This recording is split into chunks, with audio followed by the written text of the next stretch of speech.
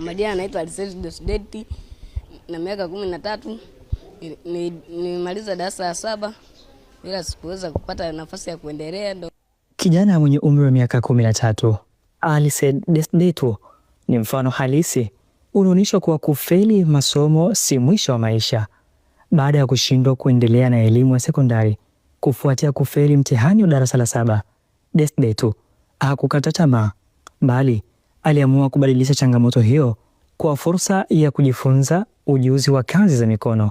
Kwa sasa, Desideti amejikita katika ufundi wa samani, akitengeneza meza, viti, vitanda pamoja na makabati.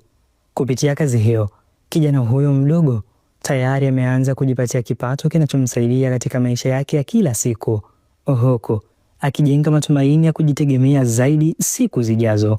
Kama mnavyoona hapa, naweza kutengeneza vitu mbalimbali. Kwa mfano hapo vitanda, viti meza na vitu vingine, enga za viatu, kabati, vitu mbalimbali. Ujuzi nimeweza kujifunza na miaka 12 mpaka sasa hivi na miaka 13. Hii ndoto nilifikia tangu nikiwa mdogo.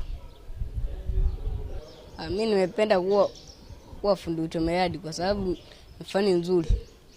Wakati huo huo, simulizi nyingine ya mafanikio inamhusu Zainab Hamisi, binti ambaye ameamua kuvunja dhana potofu zilizojengeka katika jamii kuwa baadhi ya kazi ni za wanaume pekee.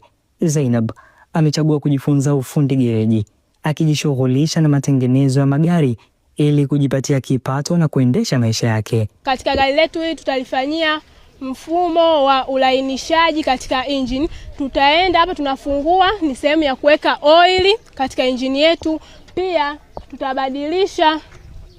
tutabadilisha oil filter ambayo ni chujio tunalolitumia, na tutaenda kuweka oil safi pamoja na hii oil filter ambayo inakuwa safi ili iweze kuchujwa vizuri na kufanya kazi vizuri katika engine yetu.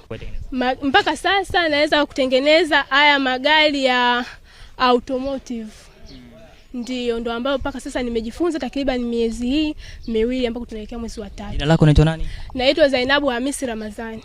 Unaelezaje wanawake ambao wana nadharia tofauti, mtazamo tofauti juu ya ufundi gereji kwa ni kazi ya kiume peke yake? Cha kwanza ninachowaeleza, wasiwe na wasiwasi. Kama kitu umeamua kukifanya kutoka moyoni mwako, fanya kwa moyo. Ninachopenda kuwashauri kwamba kwa sasa teknolojia ilivyoenda, hutaki kuchagua kazi, na kingine natakiwa tuzingatie fursa. Fursa inatakiwa itubebe sisi. Kwa mfano umeona wanawake wamebezi sana kwenye roshen, lakini wewe unaangalia